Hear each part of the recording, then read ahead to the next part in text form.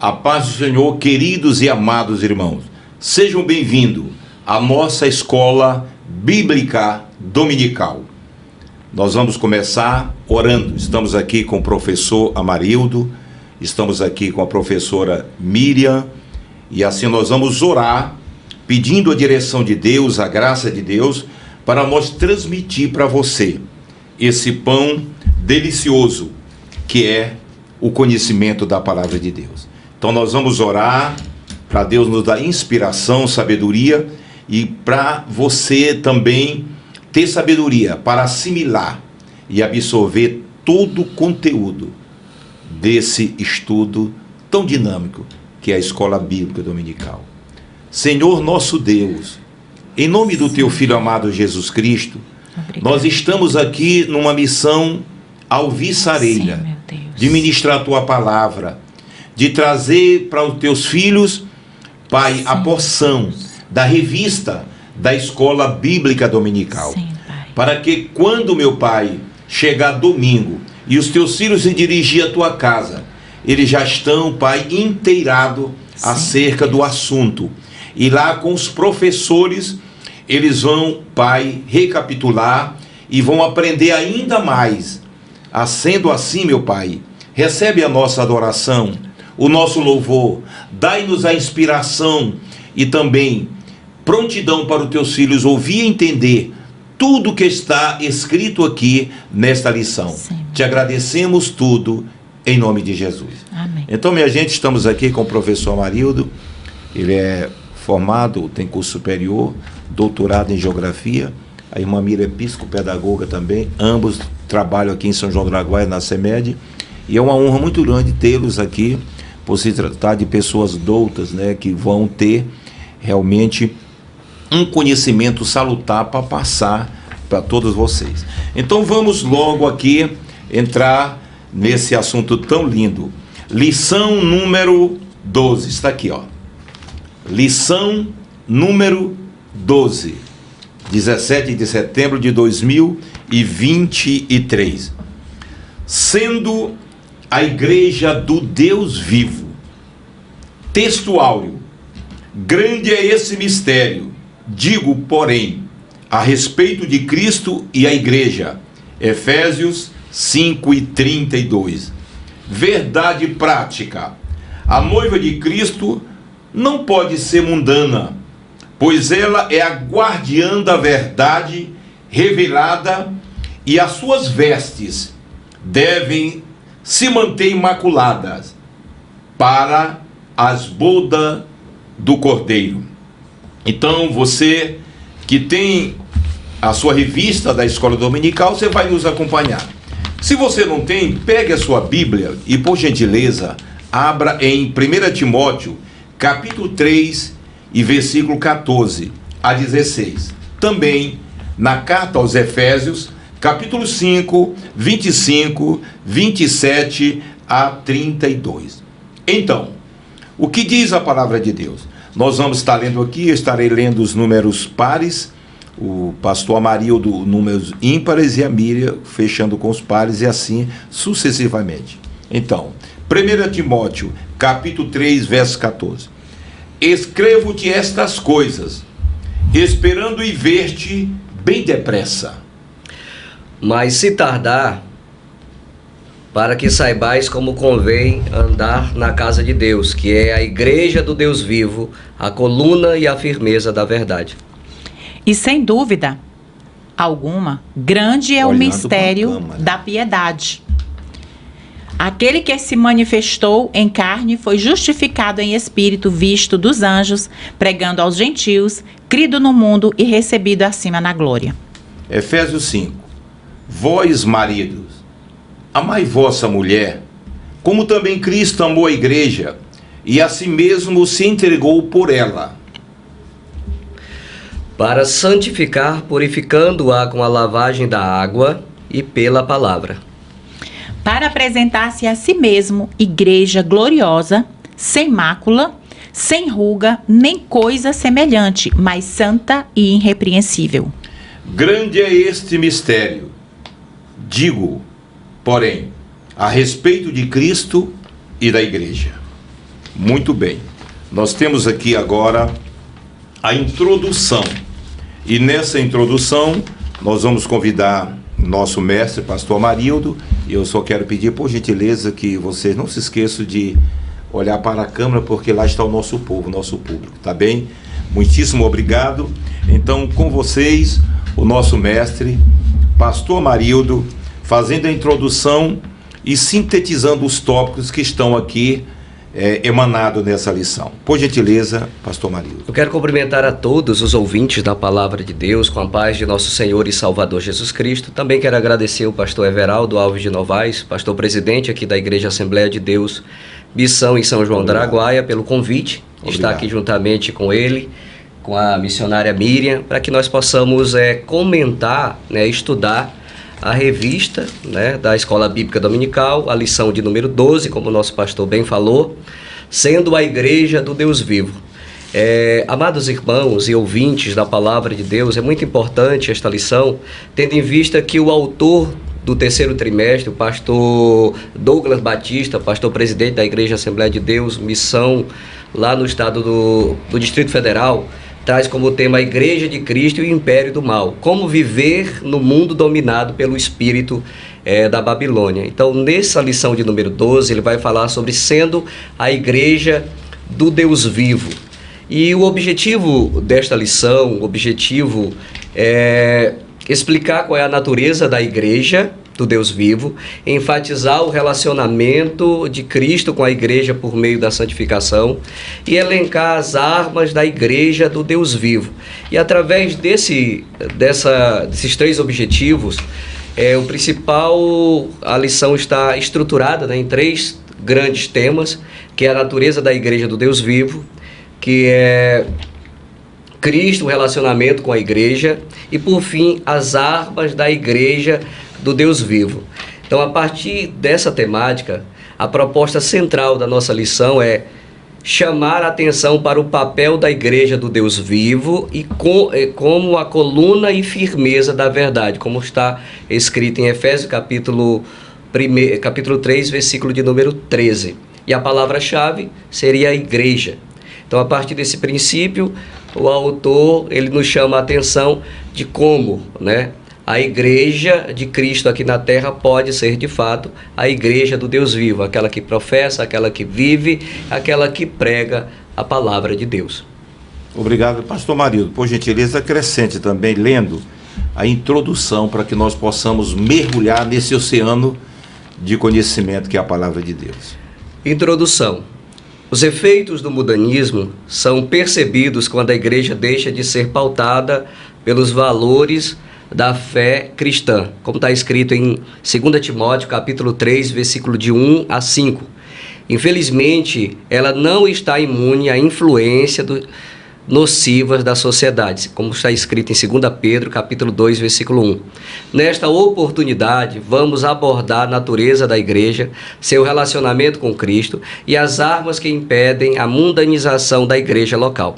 A proposta é chamar a atenção para o papel da Igreja do Deus Vivo como coluna e firmeza da verdade, como está escrito em 1 Timóteo, capítulo 3, versículo de número 15. Então, minha gente, estamos mergulhando nesse oceano de ricas pérolas. E agora nós vamos falar sobre a natureza da Igreja do Deus Vivo. E para isto, nós convidamos a missionária Miriam para receber esse público. E quero até agradecer, porque eu jamais pensei que nós teríamos, ontem eu olhei, 6.500 visualizações. Ótimo. Orgânico, isso é muito fantástico. Então, obrigado, você amante da leitura da Palavra de Deus, amante da Escola Bíblica Dominical. Receba o nosso abraço e com vocês agora a nossa professora Miriam, falando sobre a natureza da Igreja do Deus Vivo. Bom dia, paz do Senhor.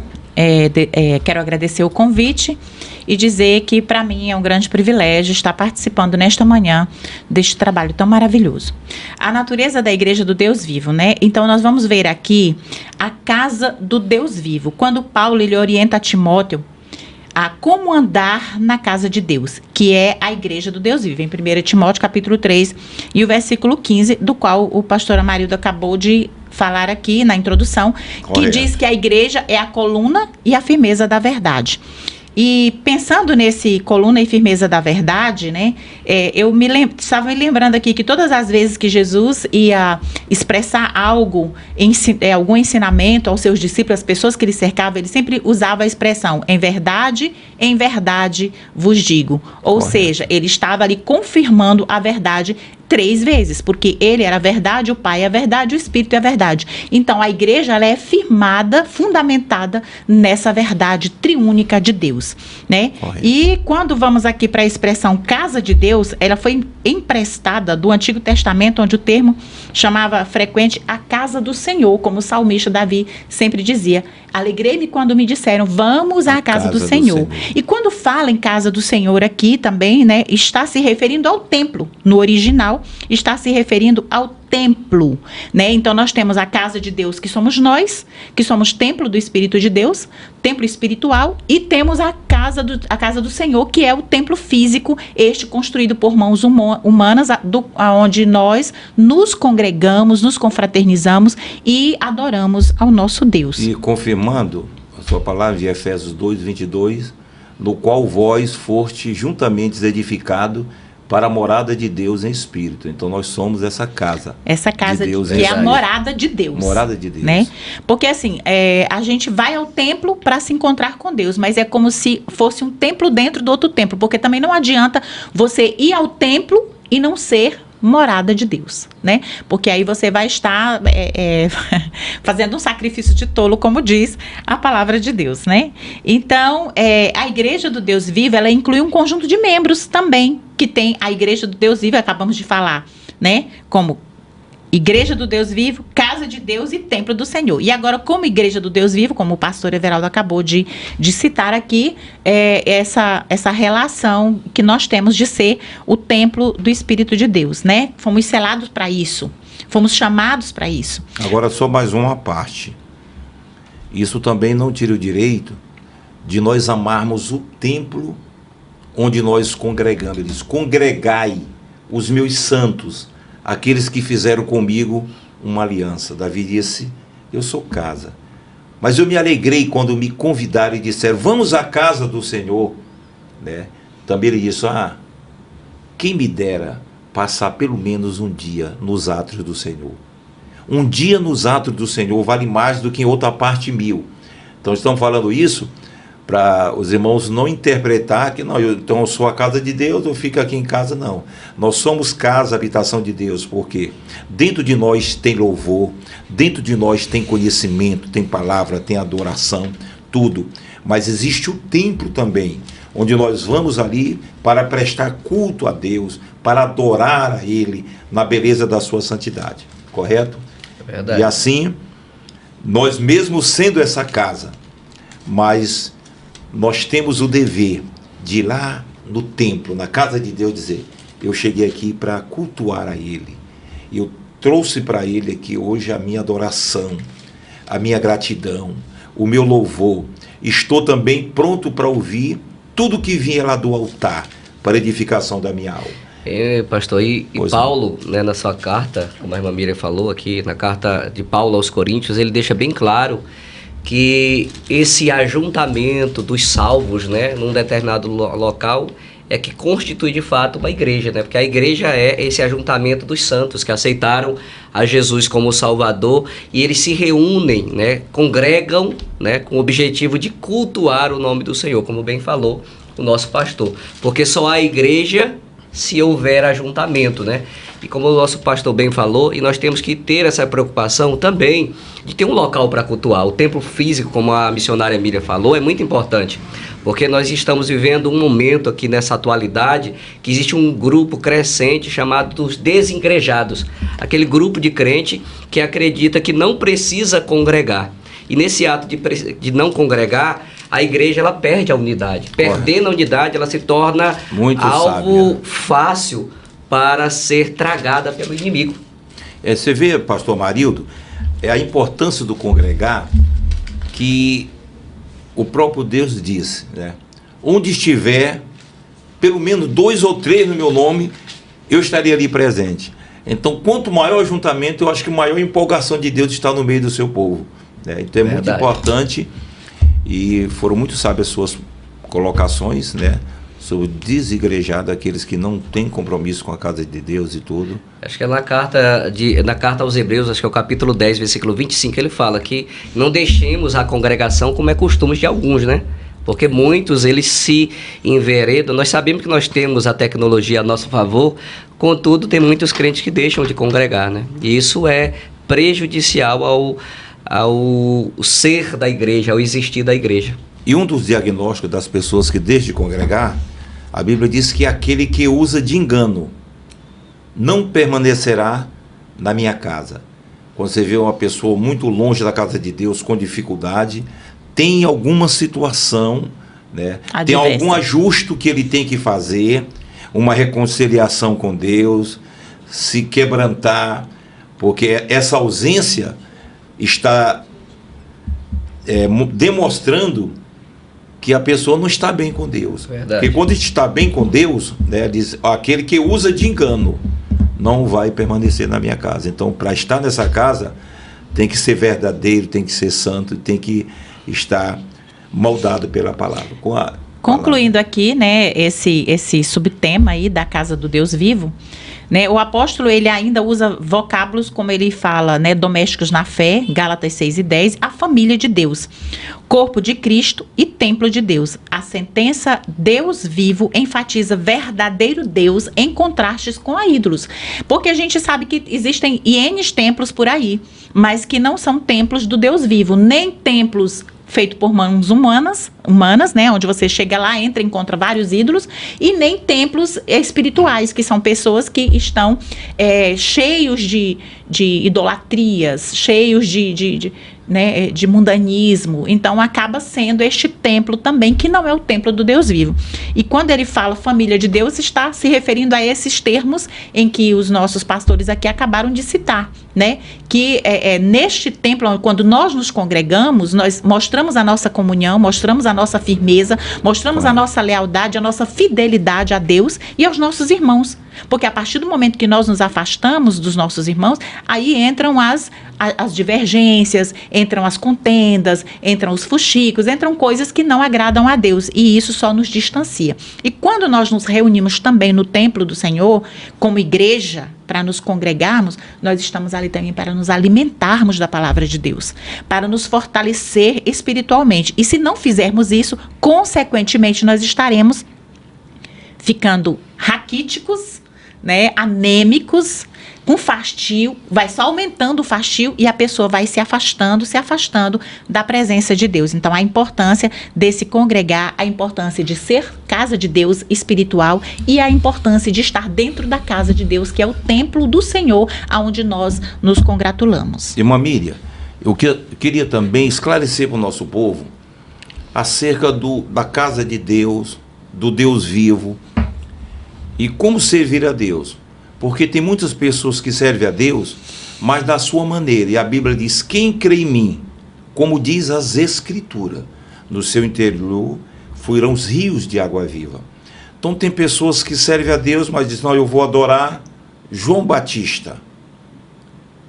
E quando chegar no finalmente, diz, João, eu te servi. Diz, não. Ele pode chamar até de raça de víbora, que ele era meio zangado.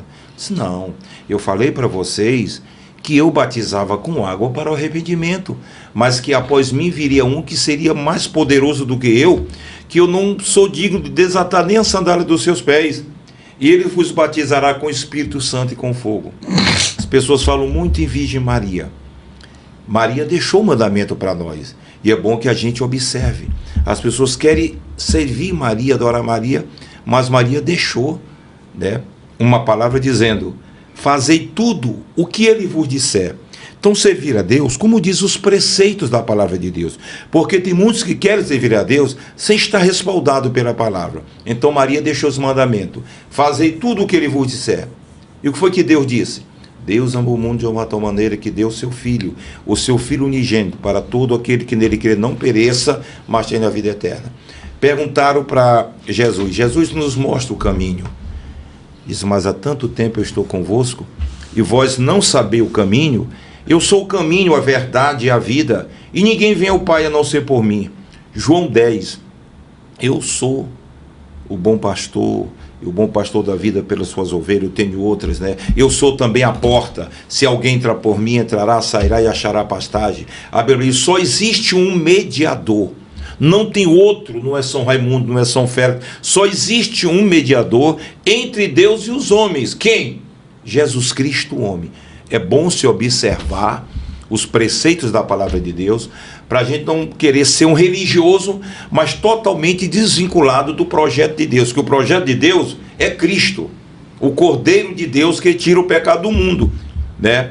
Nós vemos aí, as pessoas falam em São Sebastião, né? Sebastião foi um oficial da guarda do rei, né? Muito justo, né? E pagou um preço muito grande, né? Foi ferido com flechas e tudo, sobreviveu e tudo. Aí as pessoas acham que tem que adorar Sebastião, mas Sebastião, ele foi fiel quem? A Deus. Então nós temos que voltar para Deus, como Bastião foi fiel a Deus, João Batista foi fiel a Deus, a própria Maria diz, a minha alma engrandece a Deus, ela reconheceu a Deus, o meu Salvador. Então, são santos, pessoas que contribuíram, São Pedro, São Paulo e tudo, mas o foco sempre é Cristo, né? Quando fala em salvação, a pauta chama-se Cristo. Muito obrigado. Eu posso concluir aqui, eu vi, assim, rapidamente, passando no celular, não me lembro se era no Facebook ou era no Instagram, parece que no Instagram mesmo, no YouTube, alguém oferecendo um comercial, alguém oferecendo a pessoa, tipo, se você quer se conectar com Deus, ele começa assim, eu imagino o pôr do sol, que lindo pôr do sol, imagino Deus com Adão vendo o pôr do sol. Se você não sabe se conectar com Deus, né, para você, então você vai ver Deus no pôr do sol, se você não sabe, me procure, o link está aqui embaixo e tal e tal. Ou seja, você não, ainda diz assim, você não precisa estar na igreja, você não precisa ir à igreja. A pessoa ainda faz essa proposta. Então, o que nós vemos muito hoje aí no mundo são essas propostas das pessoas. Você não precisa ir congregar todo dia. Você não precisa. Por que você tem que ir para culto todo domingo? Ainda diz assim, porque tem uns crentes domingueiros, né? Todo domingo você tem que estar na igreja, né? Mas é lá onde nós nos encontramos como irmãos em Cristo, né? É onde nós professamos a nossa fé e somos leais. E é lá onde nós nos alimentamos da palavra de Deus. Então a pessoa deixa, às vezes, de ir na igreja, aprender a palavra de Deus e vai ouvir uma proposta dessa, que às vezes nem se sabe se ela realmente é uma proposta que venha da parte de Deus. Correto. Né? A palavra, as vertentes da palavra de Deus são tão salutar que a gente fica mergulhado aqui. E se a gente não nadar um pouquinho, a gente fica, porque as águas são perenes, as águas são salutares. Mas eu quero dizer uma palavra para você. Deus colocou um pastor para te apacentar. Ouça o seu pastor nos cultos de ensino. Cuidado com a internet. Existem tantos aventureiros que usam a palavra de Deus de maneira enganosa. Tem uns que eu vou profetizar. E você fica preso querendo ouvir profecia de homem. Quando nós somos fundamentados na palavra, eu escondi a tua palavra no meu coração, para não pecar contra ti. Lâmpada para os meus pés é a tua palavra e luz para o meu caminho. Como purificará o jovem o seu caminho? Observando segundo a sua palavra. Então, procure ouvir a doutrina lá do pastor e não fique pegando mensagem, né, de internet e tudo, porque o tanto de falsos profetas que estão usando a internet, que é um meio bom, porque nós estamos usando ela para levar a verdade, mas outros usam também para falar mentira. Então, muito cuidado. E nós vamos avançar agora. Eu quero agradecer a irmã Miriam com essa participação tão salutar, pastor Marildo aqui também enriquecendo e tudo. E agora nós temos esse tema aqui. Eu gostaria até de deixar o pastor Marildo, porque sempre eu estou interferindo e tudo, acrescentando um pouco. Então, pastor Marildo, coluna e firmeza da verdade. Então, vocês que estão aqui, nós vamos aqui do primeiro tópico, segundo ponto do primeiro tópico. Coluna e firmeza da verdade.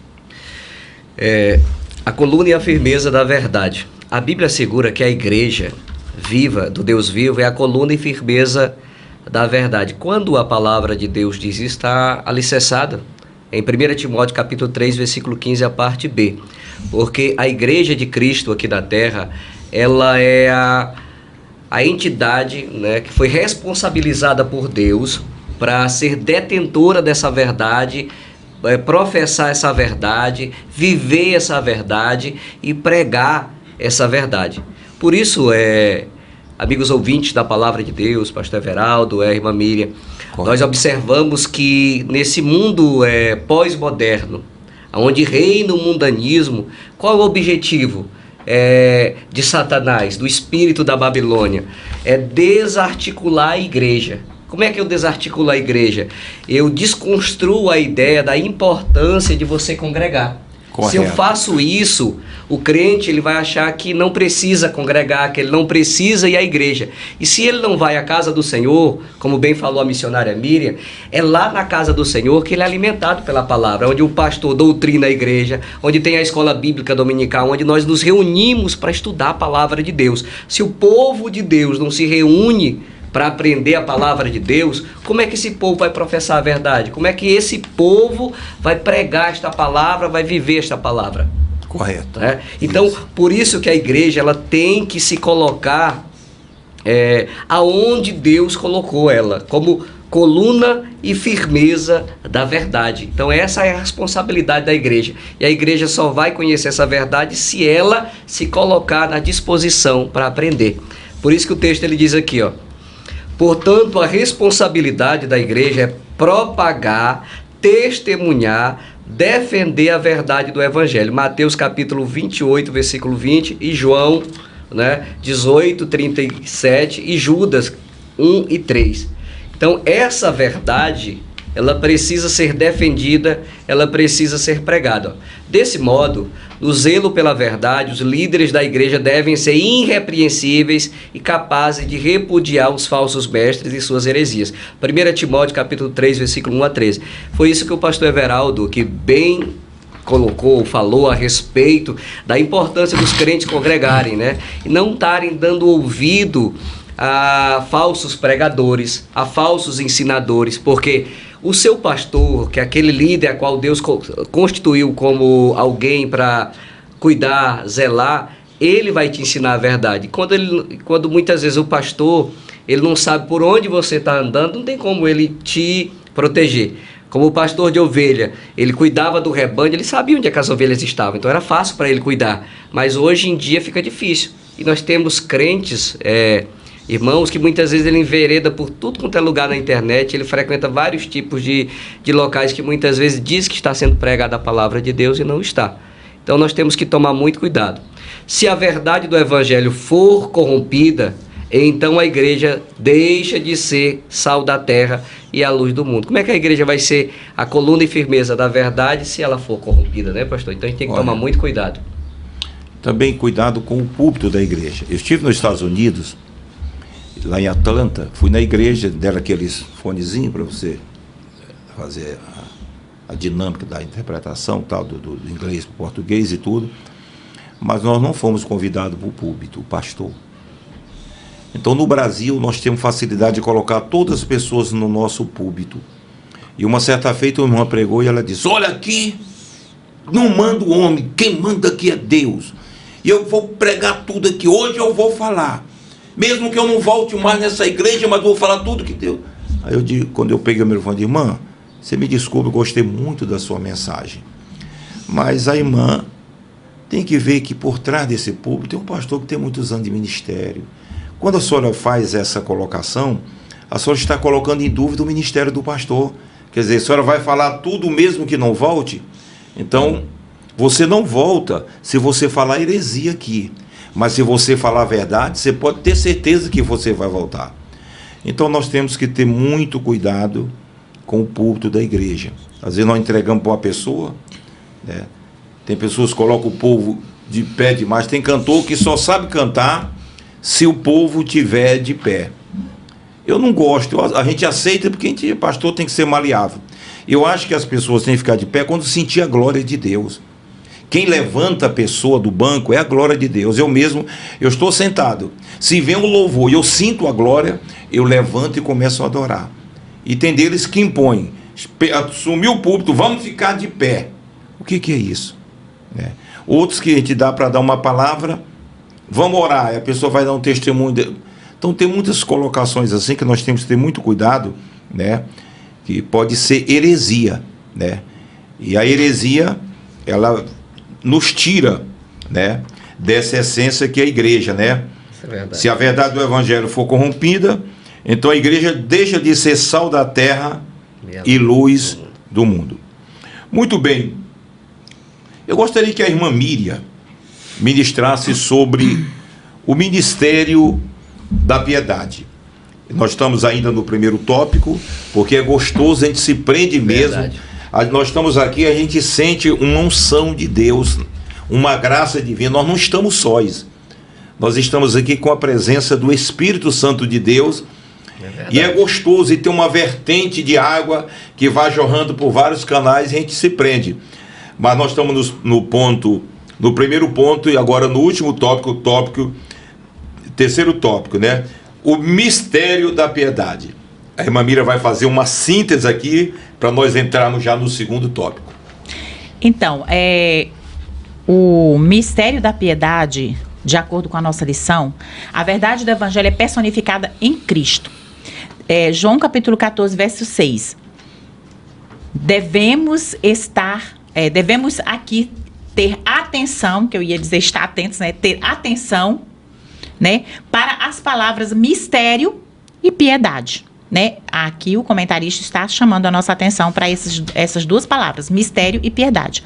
A primeira sinaliza que a verdade do evangelho foi revelada aos santos. Quando fala aqui mistério, né, e diz que a palavra do evangelho foi revelada aos santos, o que se entende é que quando a palavra de Deus nos diz assim, que Deus deixou de se revelar aos sábios e entendidos e se revelou aos pequeninos, está querendo dizer o seguinte, que, como disse o pastor Everaldo, que nós não temos que servir a Deus segundo a nossa maneira, nossa razão, nosso ser, nosso eu, não, mas segundo só um minutinho, a palavra de Deus. Quando ele falou, né, Cristo, graças eu te dou, Pai, Senhor do céu e da terra, que revelar-te essas coisas aos sábios, ocultar-te essas coisas aos sábios entendidos, e trouxeste aos pequeninos. Era dizer, ele se revelando. A luz é uma luz que está acima da luz filosófica, um conhecimento que está além do conhecimento intelectual, que vem da vertente de Deus, e ele delega para quem ele quer, para os pequeninos.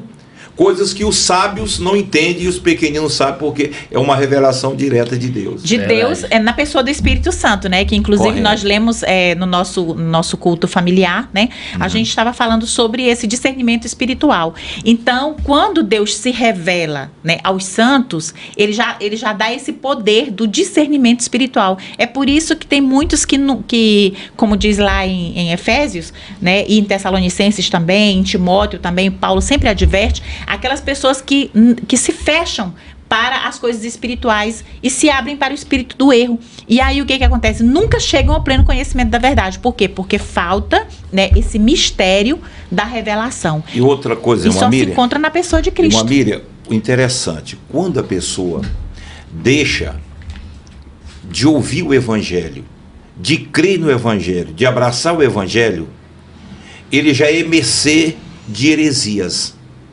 Quer dizer, ele já está exposto, né? Quando ele despreza a palavra de Deus, ele abriu a porta, né? Ele abriu a porta para o espírito de engano. Verdade. Então, tem pessoas intelectuais. Nós vemos um caso lá no Goiás, de um cidadão lá no Goiás, que pessoas ilustres procuravam ele, quando foram descobrir, era um pedófilo, foi para a prisão, acho que está em prisão domiciliar, e muitos intelectuais, pessoas procuravam ele. Por quê? Desprezaram o conhecimento divino, o conhecimento revelado, e caíram na mão de hereges e tudo, que foi uma vergonha. Eu estou falando, eu estou sabendo que se trata daquela cidade do Goiás, daquele moço onde artistas, né, pessoas ilustres procuravam ele. Quer dizer, deixaram de procurar a palavra de Deus e caíram na malha de uma pessoa que vive de engano. Por gentileza, irmã Miriam. Então, a piedade, na verdade, ela é como se você tivesse que se colocar no lugar do outro, né? A piedade é você viver os sentimentos do outro. E foi isso que Jesus fez, né?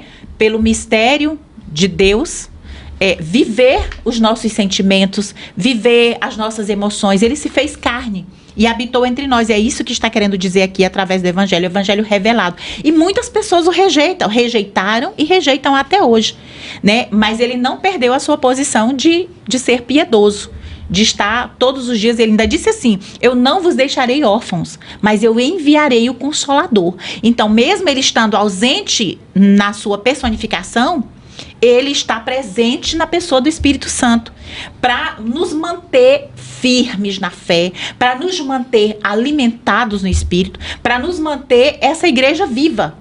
Irmã Miriam, e ele diz também: se hoje ouvires a voz do Espírito Santo, que é esta palavra, não endurecerá o vosso coração, porque se com o coração se crê para a justiça, com a boca se confessa a respeito da salvação. Diz também: não entristeçais o Espírito Santo. O Espírito Santo é Deus que está conosco, né? Cristo veio e cumpriu sua missão, está hoje no altar do incensário como sumo sacerdote, intercedendo 24 horas, é aquele que os olhos não tosqueneja, não dormita, o guarda de Israel, e o Espírito Santo que está aqui, nos auxiliando, nos confortando, nos dando força. E muitas pessoas desprezam o Espírito Santo. Como desprezar o Espírito Santo? Quando despreza a palavra. Verdade. Você está desprezando o Espírito Santo. E às vezes quando a blasfêmia contra o Espírito Santo, essa que é pesada. Como é que você interpreta essa blasfêmia contra o Espírito Santo? É quando você recebe aquela palavra e você é tocado e sabe que é verdade. Não, mas aí você endurece. Aí vem outra vez e você vai rejeitando. Chega um tempo que o Espírito Santo sai. Aí você não tem mais uma oportunidade, né? Então, concluindo aqui, né? O apóstolo, o nosso comentarista, ele colocou aqui: o Evangelho revelado, a fé cristã estabelecida no seguinte evento. Aí ele coloca: Cristo se manifestou em carne, foi justificado em espírito e visto dos anjos, pregado aos gentios, crido no mundo e recebido em cima da glória. Olha que coisa linda, maravilhosa. E por que rejeitar um Deus tão perfeito, tão maravilhoso como Jesus Cristo, na pessoa do Espírito Santo hoje, que está a nos convencer, né, cada dia, da nossa posição de igreja, da nossa posição de crente, da nossa posição de servos de Deus, firmados na rocha que é Cristo, né? Então, esse mistério da piedade, ele está dentro desse perfil da pessoa de Cristo, né, se revelar aos homens, né? E mesmo após ter deixado esses homens aqui na terra, lá na oração dele em João capítulo 17, ele diz assim: não deixe eles sozinhos, eu te rogo, né, que o teu Espírito esteja com eles e que eles sejam um assim como eu sou um contigo. E essa unidade, ela se estende tanto à igreja, quanto a Cristo, quanto à triunidade de Deus, né? Então é isso aí, nós não podemos perder essa convicção da nossa salvação, da nossa fé e de igreja de Cristo que somos. E a igreja é a fiel portadora da verdade. E a verdade é essa, que existe um Deus que é adorado por anjos, arcanjos, querubins, serafins, e que se alimenta da nossa adoração também. Deus é um ser amado e nós precisamos nos aproximar dele com o espírito quebrantado e buscá-lo, porque ele é fiel. Muito bem, eu acredito que eu não vou nem fazer, eu não vou ler em pauta assim, um assunto, porque eu estou sendo um mediador aqui entre vocês. Então eu convido o pastor Amarildo para ler aqui o segundo ponto: Cristo e o relacionamento com a igreja, santificação e pureza. Por gentileza, com todos vocês, pastor Amarildo.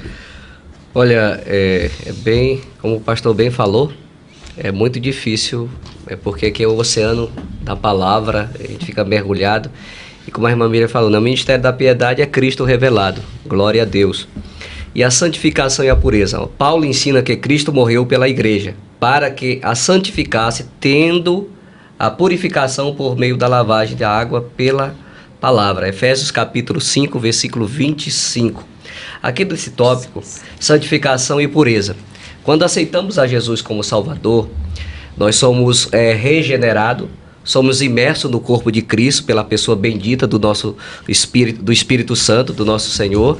E a partir daquele momento, a palavra é bem clara em dizer que nós estamos... A palavra santificação quer dizer separado, né? Separado do mundo, e agora nós somos propriedade do Deus vivo. Nós somos exclusivo do Senhor.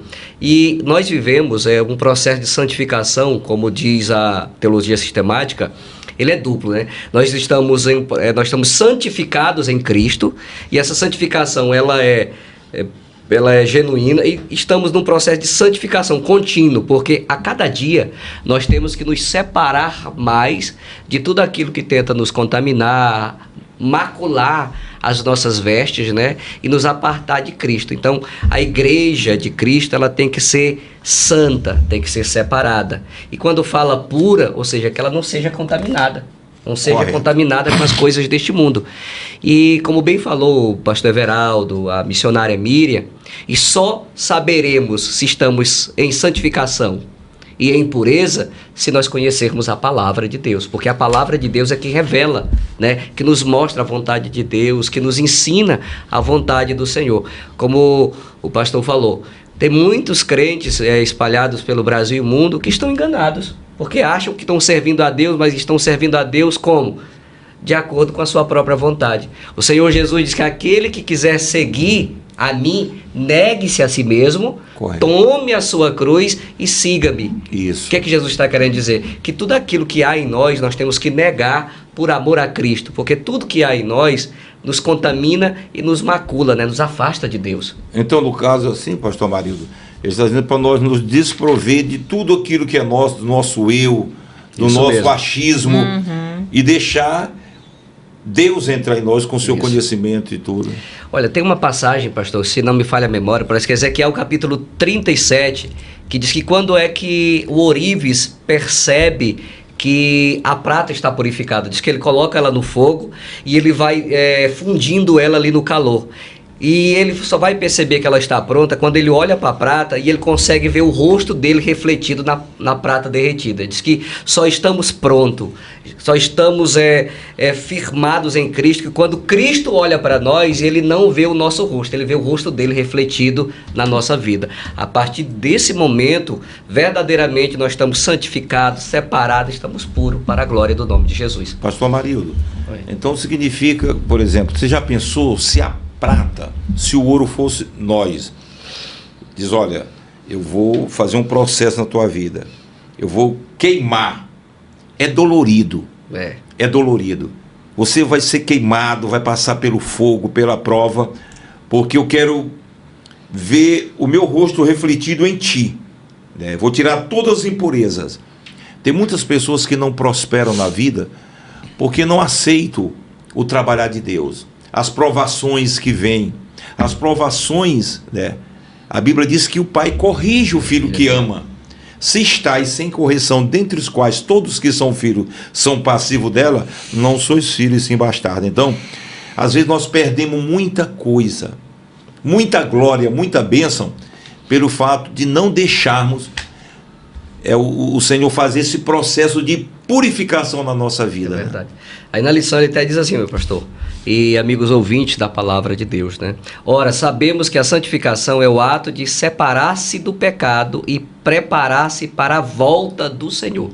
Então, a santificação, como o pastor falou, a irmã Miriam ainda vai comentar, é essa questão de nós, a cada momento, a cada dia, a cada segundo, nos separar de tudo aquilo que desagrada a Deus. E quem nos dá essa capacitação é o Espírito de Deus que habita em nós.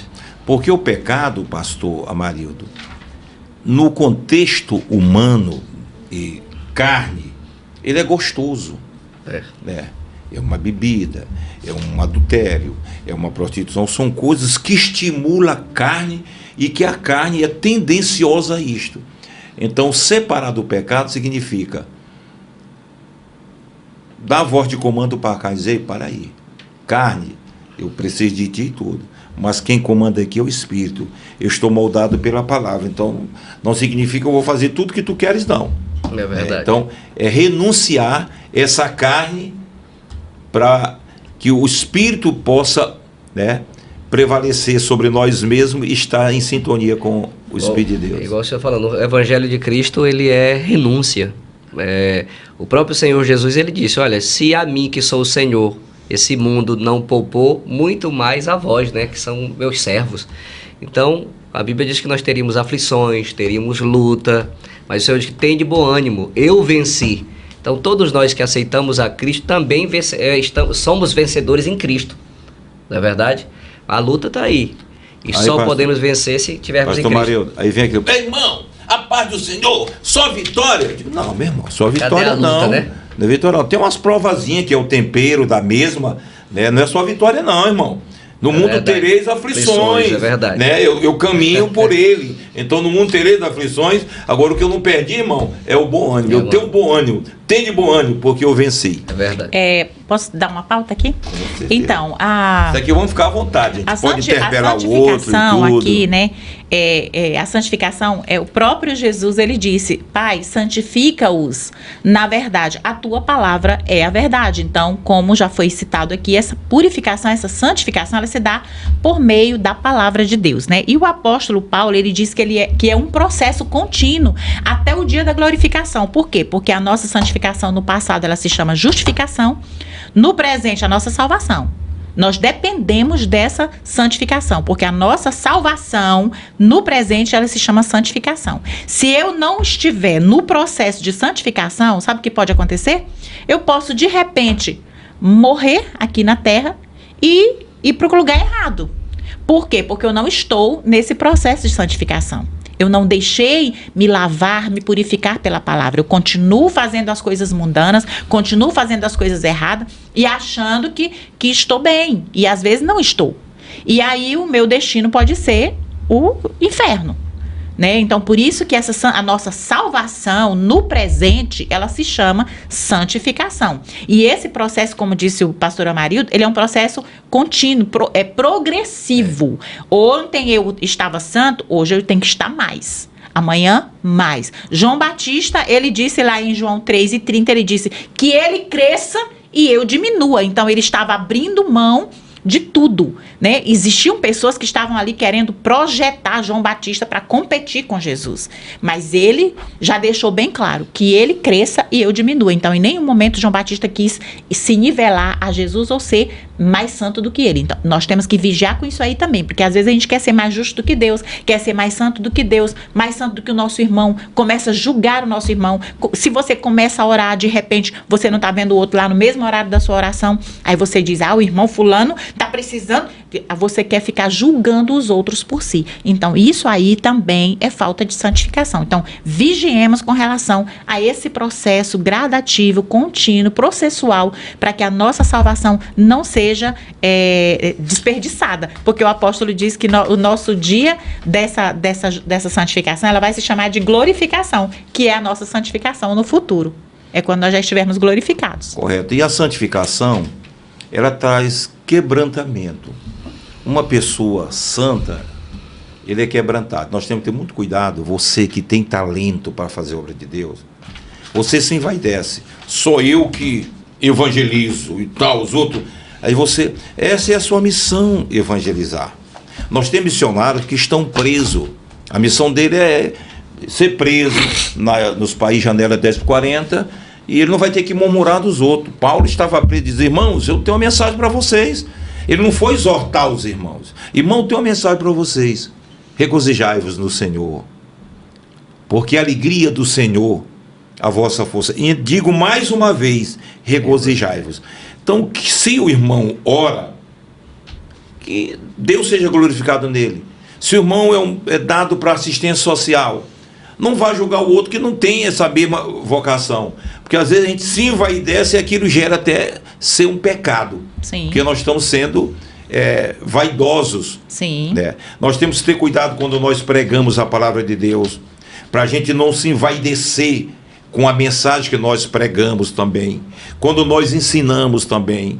Então nós temos que ter muito cuidado no lidar com o reino de Deus, para nós não envaidecermos e perdermos esse processo tão puro que é a santificação. Porque a santificação, uma pessoa santa não é aquela pessoa iracunda. Uma pessoa santa é uma pessoa quebrantada, tem um sorriso, tem uma alegria. Você sente, agora aquela pessoa que é santa, ora demais, você não sente aquela pessoa. Você vê nela aquele olhar carrasco. E muito cuidado com a oração também. Tem pessoas que oram, a oração dele é mais uma pregação de exortação. Um fuxico também. É julgando o irmão e tudo. Jesus, Oração, né? É quebrantando. Senhor, eu sou um pecador miserável. Tem misericórdia de mim. Eu preciso de ti. Não é exortando os outros, né? Então temos que ter muito cuidado nessa escala da santificação. Fomos justificados no passado, a nossa salvação no passado. No presente, a nossa salvação é a santificação. E o último passo da santificação é a glorificação. Meu pastor, só para finalizar, peço, como a irmã Miriam falou, a missionária Miriam e o pastor, nós temos que entender, né, que na doutrina da salvação fala que a santificação, ela é em 2 momentos. Ela é pontual porque nós somos santificados em Cristo, e como bem falou a missionária Miriam, ela também é processual, né? Hoje nós somos santos, amanhã nós temos que estar mais separados para a glória do nosso Senhor e Salvador Jesus Cristo. Por quê? Porque é isso que o Senhor espera de nós, que nós a cada dia estejamos verdadeiramente separados das coisas deste mundo, para agradar Ele e para glorificar Ele através da nossa vida. O pastor falando aqui da oração, né? Eu chamo a oração fuxiqueira, igual aquele menino que às vezes fala: mamãe, olha, o fulano tá fazendo isso, papai, o menino me bateu. Aí aquele crente que às vezes ajoelha e ora assim: Senhor, olha, meu Deus, as tuas filhas, Senhor, estão cuidando lá dos seus afazeres, não vieram pra tua casa hoje e tal. Eu chamo de oração, tipo uma oração fuxiqueira. Tem gente que ora assim. Ele vai orar pelo outro, ele não ora com piedade, não ora com humildade, ele já ora com uma certa soberba, porque ele está ali, né? É fariseu, muito interessante, né? Isso. É porque a oração também, por exemplo, eu quero até que o Ben-Hur depois mostre esse sofazinho, esse canto aí. A oração é secreto. Eu vou na igreja, na oração lá na igreja, é bom para me incentivar os irmãos. Mas o meu mistério, eu acordo 2 horas, eu fico aqui, eu oro, o sono vem, eu levanto, sento e tudo. É uma intimidade com Deus, né? E se você quer conhecer uma igreja, você ore com ela também. Porque você vai conhecer o estado das ovelhas pela a oração. A gente conhece o nível do crente quando ele ora. Mas aí vamos agora, minha gente. Para o segundo. Olhe, nós gloriosa. Vamos aqui, já foi falado em glorificação. Agora, armas da igreja do Deus vivo. Ficou a gloriosa e irrepreensível. Ficou a gloriosa, porque vocês falam tanto em glória aqui que eu entendi. Aleluia. Então nós vamos sintetizar. Eu vou ler aqui: gloriosa e irrepreensível. A santificação tem como alvo preparar uma igreja gloriosa, sem mácula, nem ruga, nem coisa semelhante, mas santa e irrepreensível. Efésios 5, 27. A Escritura compara a relação de Cristo com a igreja como a do marido com a esposa, segundo Coríntios 11, 2. Assim, a igreja é a noiva de Cristo, que se prepara para a festa nupcial. Apocalipse 21, 2 e 9. Muito bem. Durante essa espera, por meio do Espírito Santo, Cristo a santifica para apresentá-la a si mesmo totalmente. Segundo Tessalonicenses 2 e 13.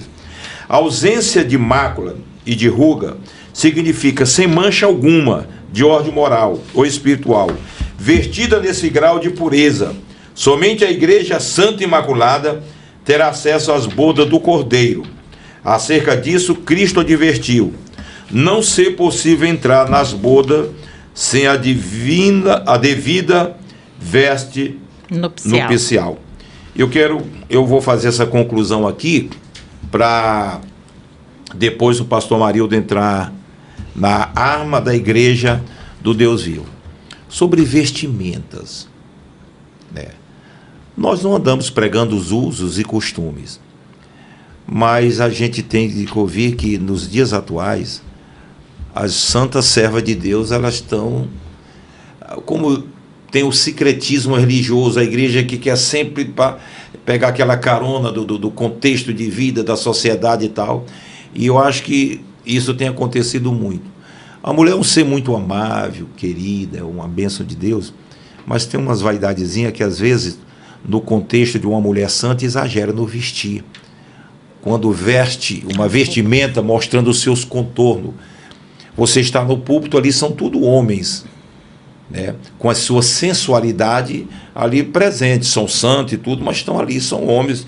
E aí chega uma mulher mal vestida, mostrando todo o contorno do corpo, e cantando, e ali para um lado e para o outro, aquela coisa ali. Existe o pecado de lascívia, né, que ele é provocado principalmente para os homens, né, as mulheres nem tanto, mas os homens, quando vê uma mulher mal vestida, expondo o seu corpo, a tendência deles é admirar, é desejar. Então uma mulher que mostra todo o contorno do seu corpo e tudo, ela está despertando um desejo sensual no homem. Então é nisso que a igreja, a mulher santa, ela tem que ter um corpo lindo, maravilhoso, para ser apreciado pelo seu esposo, né? Ela não deve se vestir para ser admirada. Se expor, né? Para se expor e ser admirada por terceiros. Ela tem que ser admirada pelo próprio esposo. Então, pastor Marildo, e eu estou falando isso, os pastores não estão falando, os pastores não falam nesse, porque você bate de conta, pode ser parecer até assim uma pessoa desinformada e tudo, mas o santuário, o púlpito da igreja, eu acho que está sendo profanado por algumas mulheres que se dizem pregadoras, que se dizem levita, mas estão com mal compostura no altar, provocando o desejo de lascívia nos próprios homens. Isso aí a vestimenta, né? Tanto no conceito espiritual, vestes espirituais, como no conceito também natural humano. É porque quando fala na veste espiritual, ela está falando dessa questão aí, da lascívia, que só Deus está vendo. Mas aquilo ali é uma veste espiritual. Um está cometendo o desejo de lascívia, a mulher começa a perder a batalha lá na frente do espelho, porque ela veste a roupa, ela tem um espelho para ela se autoavaliar, mas ela acha, vem a voz, né, do espírito contrário, você tá linda, você tá maravilhosa, vão te admirar, vão te achar gostosa, vão te achar linda. Aí a mulher começa a perder a batalha na frente do espelho e ela vai para fora do contexto espiritual, no sentido veste física e veste espiritual. Deixa eu lhe falar uma coisa, amigo. Eu vejo o lado das mulheres assim.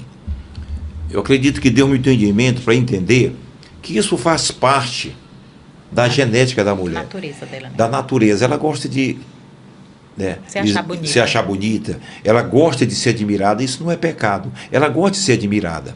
Agora, as mulheres crentes, elas têm que ter uma posição diferente, né? Uma prudência, saber que elas estão renunciando um pouquinho daquela vaidade, que aquela vaidade não é pecado.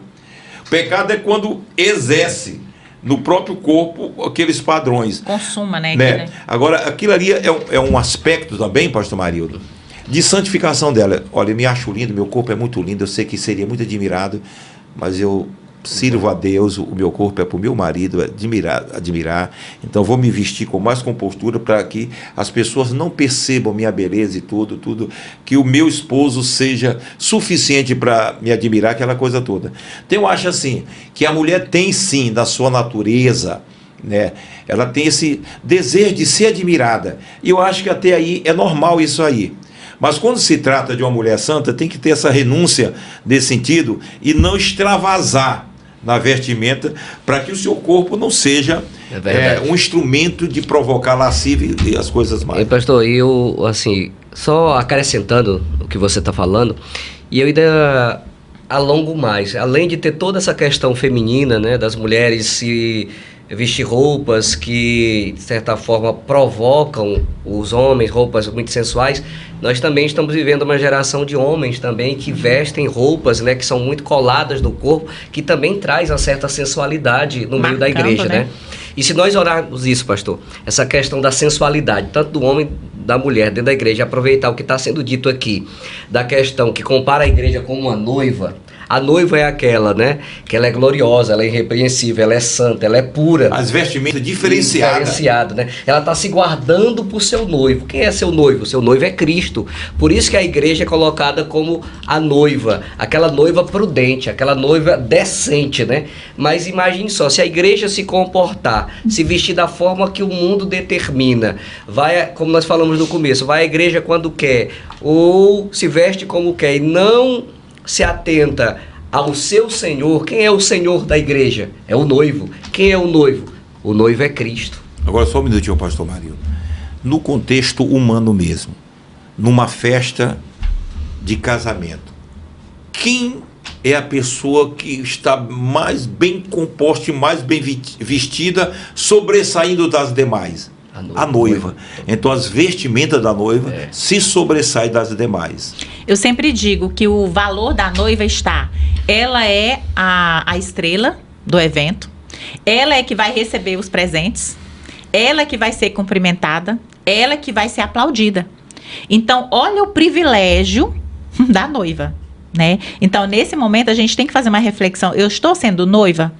Eu estou preparada para ser essa noiva? Estou preparada para ser condecorada, para receber os galardões, para receber a recompensa, para ser aplaudida? Gente, eu imaginei aqui agora, o pastor Everaldo falando, eu imaginei aqui agora a igreja entrando no céu e os anjos recepcionando, aplaudindo a igreja do Senhor Jesus. Ela é a noiva do Cordeiro. Então, é nisso aí que a gente tem que pensar, refletir, né? Aos homens, olhar o pecado, ver aquele pecado só uma vez, não repetir o segundo olhar, para não dar brecha ao desejo de lascívia. E as mulheres se vestirem como se Jesus fosse o seu acompanhante da festa, o acompanhante do evento. Irmã Miriam, é importante também frisar essa questão da noiva. Deus, assim, Jesus, ele ama tanto a igreja que é a noiva, que ele deixou o amigo, o melhor amigo dele para cuidar, na analogia, né, cuidar da noiva. Quem é esse amigo? É o Espírito Santo. Pega aquele versículo, quem é esta que vem com o exército, com bandeira e tudo. Pois é, nós estamos falando sobre a noiva, sobre vestimenta. Nós não somos radicais e tudo. Como eu bem falei, eu entendo que há dentro da genética da mulher essa vaidade de querer e tal. Mas uma mulher santa, ela pondera um pouquinho, porque ela é santa, ela é noiva, né? E a irmã Miriam está aqui, vai trazer aqui uma palavra sobre a noiva. E o nosso próximo assunto, nós vamos sistematizar mais um pouquinho, sintetizar mais um pouco sobre as armas da igreja do Deus vivo. Amém? Amém. O zelo pela verdade. Uma verdade que o Rui Barbosa, eu li os livros de Rui Barbosa. Cantares 6 e 10. Ele tinha um conhecimento fabuloso. Como eu li também Aristóteles, Platão, né? Plínio o Moço, quando a filha de Plínio o Moço morreu, disse: eu gostaria de conhecer alguém que respondesse hoje os questionamentos da minha alma, porque está sangrando a morte da minha filha. E nós vemos outros filósofos também amantes do conhecimento, da sabedoria. Verdade. Mas eu gostaria de ler aqui, veja bem, sobre a noiva, para nós concluirmos. Quem é esta que aparece como a alva do dia, formosa como a lua, brilhante como o sol, formidável como um exército com bandeiras? Nós estamos de passagens aqui. Somos passageiros. Não vamos nos impressionar muito nessa caminhada. Cada dia um passo a mais em direção a uma cidade, cujas ruas são de ouro resplandecente como cristal. Então, que nós, como tantas mulheres como os homens também, vamos ter a nossa postura, tanto espiritual, né, moral, como também, né, no nosso viver do dia a dia, no nosso tratar, no nosso agir, na nossa maneira de viver. Pastor Marildo, nós não vamos ler tudo, né? Nós já lemos, eu já pelo menos li, ontem já li tudo aqui, fiz minhas anotações, né? E notei até inclusive aqui a noiva de Cristo, o corpo de Cristo, a casa de Deus, coluna de firmeza da verdade e tudo. E você vai fazer uma síntese aqui e nós vamos fechar isso aqui com chave de ouro, porque é por isso que eu vi muitas visualizações, até quando eu vi 6.500, né? Por quê? Porque está gostoso, nós não estamos sós aqui, nós estamos com a presença de Deus, né? Verdade. O presbítero Joel era para estar conosco, não foi, e Deus trouxe uma mulher. E o Isaac disse: pastor Everaldo, meu pai, coloca uma mulher, porque você tem muitos seguidores do lado feminino. Então está aqui a irmã Miriam trazendo esse brilho aqui para as mulheres, e nós vamos agora com o professor Marildo, né, fazer uma síntese, né, da conclusão que é o terceiro ponto, né? Isso. A arma da igreja do Deus vivo. Então essa igreja, ela tem arma, né? E você é essa igreja. Então, tome consciência das armas que Deus te oferece e use essas armas. E você acabou de citar o versículo, né? Que é essa que vem como exército. Como exército. Um exército com bandeira. Com bandeiras. Então é um exército, né? Tem É um armas. exército com bandeiras. Verdade. As armas da igreja do Deus vivo. Então a arma da igreja do Deus vivo é uma só, meu pastor. Irmã Miriam, é a palavra de Deus. E aqui no texto, o pastor Douglas Batista, ele fala sobre o zelo pela verdade e o ensino da verdade. A igreja do Deus vivo, ela é coluna e firmeza da verdade. Ó, nesse caso, a igreja é a fiel depositária dessa verdade. A igreja de Cristo, né, aqui na terra, ela tem como missão zelar por essa verdade. Ela tem que pregar essa verdade. Por quê? Porque o próprio Senhor Jesus, como já foi dito aqui, retratado pelas palavras do evangelista Mateus 8,32, conhecereis a verdade vos libertará. E o próprio Senhor Jesus diz que Ele é o fundamento dessa verdade, Ele é a palavra, né? Como diz João, no capítulo 1, versículo 1, no princípio era o verbo estava com Deus, o verbo era Deus, né? Então, ele está falando dele como palavra. Então, a igreja aqui da terra, ela tem como missão zelar por essa verdade, né? Por que quando falamos verdade? Porque nós sabemos que existem muitas denominações que se dizem cristãos e não pregam a genuína verdade. Me dê uma parte, pastor Marinho. Quando você bem falou que a arma da igreja é a palavra. Eu servia a Força Aérea Brasileira e o nosso comandante trabalhava com material bélico, nós pregava aquela arma, o HK-43 calibre alemã, tirava a caixa da culatra, tirava a peça mais íntima do percussor, o percussor com mola da culatra móvel, que é a parte mais íntima. Diz, olha, essa arma você tem que zelar ela, lubrificar ela, colocar no sol. As balas você tem que esquentar, não pode deixar a bala fria e tudo e tal. Isso aqui é como se fosse a sua namorada. Então, se a arma da igreja é a palavra, a arma para que serve? Para nos defender. A arma serve para quê? Para atingirmos o nosso inimigo, para atingirmos o alvo. Ela serve para quê? Como instrumento de honra. O nosso inimigo, quando nos vê armado, eles temem, né? Então nós temos que estar armado, né? Por isso que a Bíblia diz que nós devemos estar aptos a responder a todos os questionamentos de toda a razão da nossa fé. É usar essa arma, né? Verdade. Porque aqui, a Bíblia é sagrada. É a palavra de Deus. E essa palavra, a igreja, ela é guardiã, pastor. Que palavra bonita. A guardiã da verdade aqui na terra é a igreja. E, sendo guardiã, ela tem que zelar por essa verdade. Ela tem que compreender essa verdade. Ela tem que guardar essa verdade. Ela tem que proteger essa verdade. Porque se não for assim, o evangelho de Cristo, ele é adulterado. O evangelho de Cristo, ele é modificado. Eu lembro de certa feita, um pastor ele disse que a pior heresia é aquela que vem com 95% de verdade e 5% de mentira. E quem não conhece a verdade, ele é enganado. Por isso que é importante conhecer a verdade. E conhecendo a verdade, zelando pela verdade, aí é onde entra a segunda parte, que é ensinar essa verdade.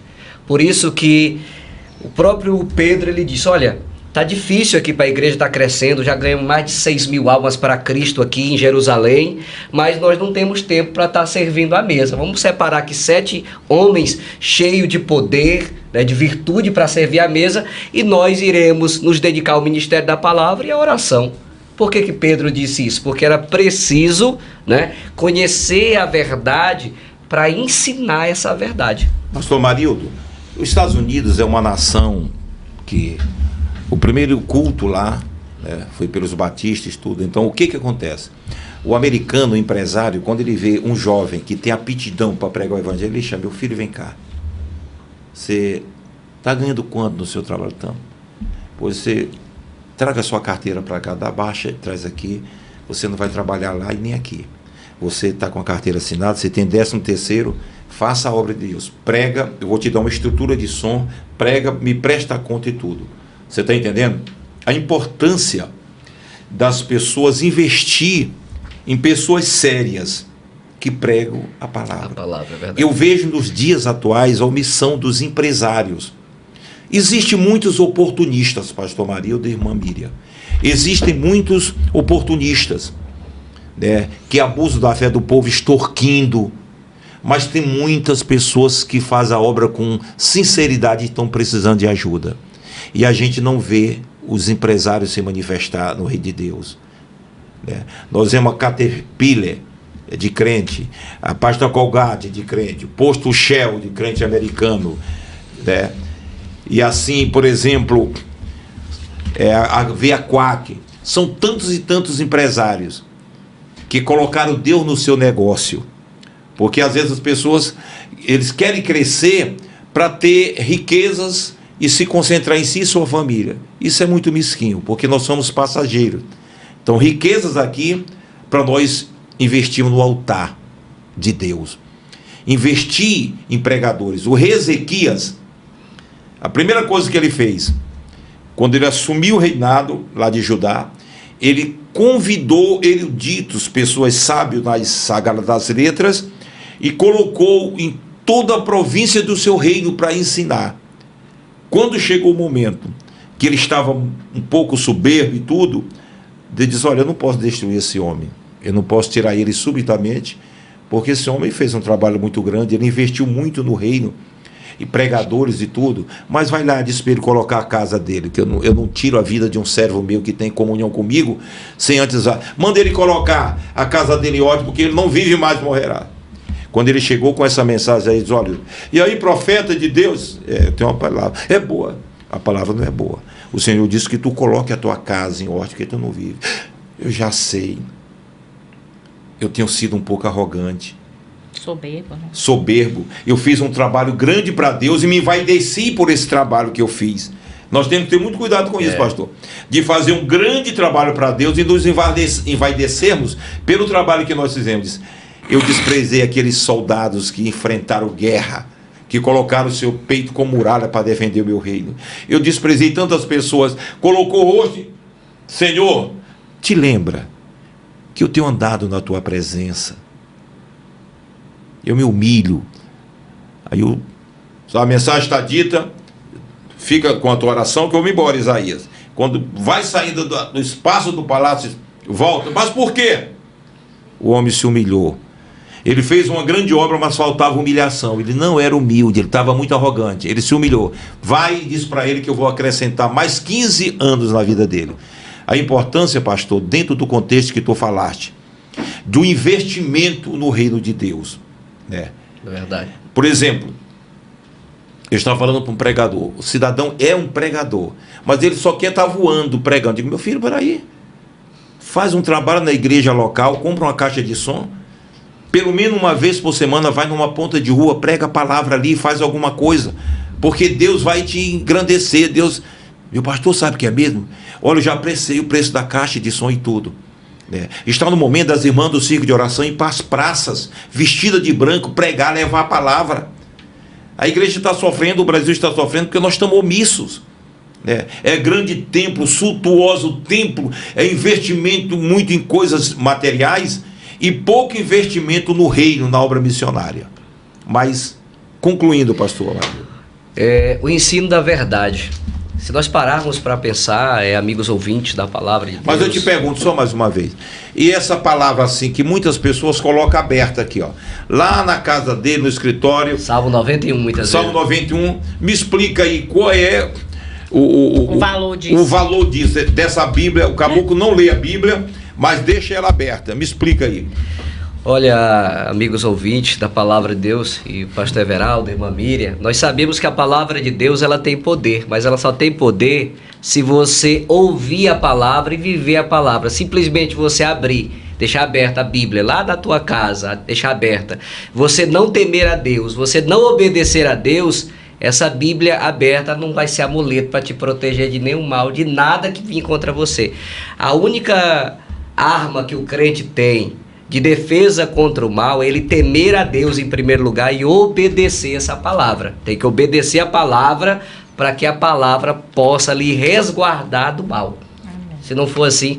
E aqui, meu pastor, o ensino da verdade. Se nós observarmos, para finalizar, eu quero até deixar claro, frisar aqui para os amigos ouvintes da palavra de Deus, ame o seu pastor lá na sua igreja, porque foi ele que Deus constituiu como guardião da verdade, e ele está lá para cuidar de você, porque muitas vezes nós sabemos que estamos rodeados de oportunistas, e o pastor muitas vezes ele zela, o objetivo é zelar pela igreja, é ele que analisa o pregador, aquele que vem visitar, que vem trazer uma palavra para saber se está pregando heresia, se está pregando a verdade. É o pastor que constitui o obreiro, mas ele, antes de constituir o obreiro, o presbítero, o pastor, ele quer saber se ele é versado, se ele conhece a palavra, se ele vive a palavra e que, acima de tudo, se ele é um homem de Deus humilde. Pastor Marildo, eu quero trazer uma palavra para os nossos queridos irmãos, estudantes da palavra de Deus, acerca das festas. Fazem-se as festas e colocam aqueles cartazes. O pastor e a esposa colocam aquela coisa bem pequenininha. E o pregador, que às vezes nem conhece bem aquela coisa, faça mais isso não. Coloque o cartaz do pastor e do pregador do mesmo nível. No mesmo nível. Não coloque o seu pastorzinho lá embaixo. Você está desprezando o seu pastor. Você está dando destaque a uma pessoa que vem ganhar um bom cachê e vai voltar. E o que sofre com você, você não está dando valor. Forasteiro, às vezes ainda traz dúvida, né? Eu quero falar o seguinte. Eu quero falar para os evangélicos e quero falar para os católicos. Católico, ame o padre.